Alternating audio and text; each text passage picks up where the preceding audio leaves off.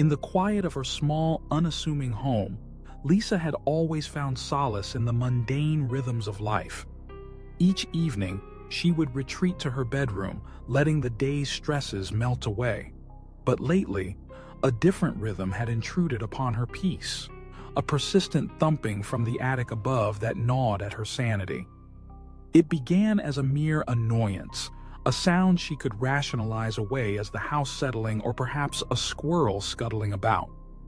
Yet, as the days turned into weeks, the noises grew louder, more insistent, like a heartbeat echoing in the stillness of the night. One particularly restless night, after tossing and turning, she sat up in bed, straining to listen, the sound of her own breathing a stark contrast to the ominous thuds that reverberated through the ceiling.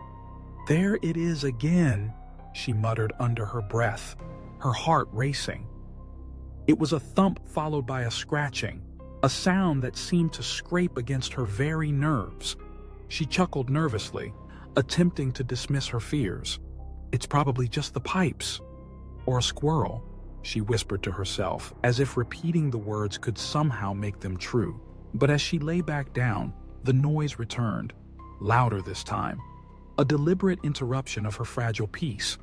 With a resigned sigh, she swung her legs over the side of the bed and padded quietly to the door, her heart pounding in her chest. The house was dark, shadows clinging to every corner as she made her way to the kitchen, her phone lighting the way. She typed weird noises in the attic into her search engine, hoping for some rational explanation, but the results offered nothing but vague articles about haunted houses and urban legends. Suddenly, a creak echoed through the silence, and her eyes snapped up to the attic hatch, which stood slightly ajar. "That wasn't open before," she breathed, her pulse quickening. She approached cautiously, standing beneath the hatch, her breath caught in her throat as she reached for the pull string.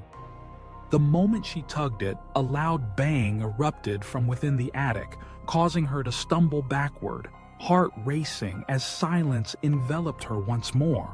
The next morning, the sun streamed through her kitchen window, casting a warm glow over the chaos of her thoughts. She couldn't shake the feeling of dread that had settled over her like a heavy fog. Desperate for reassurance, she called her best friend Jason. "Maybe you've got a ghost," he joked, his voice lighthearted, but Lisa could hear the concern beneath the humor. "Very funny. I think an animal got in. I should check, right?" she replied, trying to sound nonchalant. "Alone? Hell no. I'll come over," he insisted, and she felt a wave of relief wash over her. When Jason arrived, they stood beneath the attic hatch together, the air thick with tension. Jason, ever the brave one, grabbed a flashlight and climbed up, leaving Lisa below, her heart pounding with worry. Lisa?" Jason's voice crackled through the darkness, confusion lacing his tone. "What?" she called back, dread pooling in her stomach. "Someone's been living up here," he whispered, and her heart dropped. He held up a crumpled sleeping bag, the sight of it sending chills down her spine. Nearby, a pile of half-eaten food wrappers lay scattered, a grotesque testament to someone's presence. As horror washed over her, Jason's flashlight swept across the dim space, illuminating a small wooden door built into the attic wall. "There's something back there," he murmured, curiosity overtaking caution. "Jason, get down here! I'm calling the cops!" she shouted, panic rising in her throat, but he was already pushing the door open, driven by an insatiable need to know. What he saw inside froze him in place. A filthy mattress lay in the corner. Old newspapers littered the floor, and crude drawings covered the walls. Sketches of Lisa sleeping in her bed, her face twisted into an expression of terror.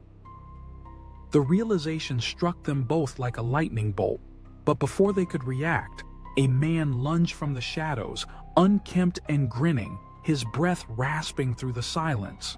"Run, Lisa!"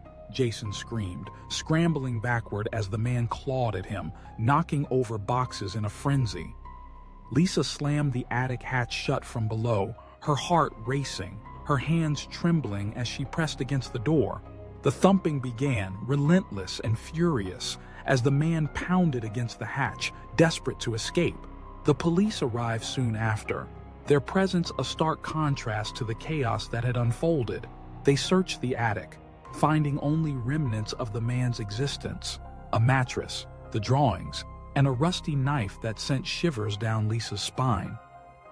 "Looks like he's been here for months," one officer remarked grimly, and Lisa felt a wave of nausea wash over her as she stared at the sketches of herself sleeping, the horror of the situation sinking in. That night, as she lay in bed, the weight of the day's events pressing down on her, Lisa stared at the ceiling, her mind racing. The house felt different now, as if it had betrayed her trust. Silence enveloped her, but it was a silence thick with dread. Then, the scratching began again, a faint noise coming from inside the walls, a reminder that she was not alone. In the darkness, a whisper broke through the stillness, chilling her to the bone. "I never left." The words hung in the air like a promise, a haunting reminder of the man who had invaded her home, her life. The screen faded to black, leaving only the sound of soft breathing, a final chilling message lingering in the silence. "Check your attic before someone checks on you."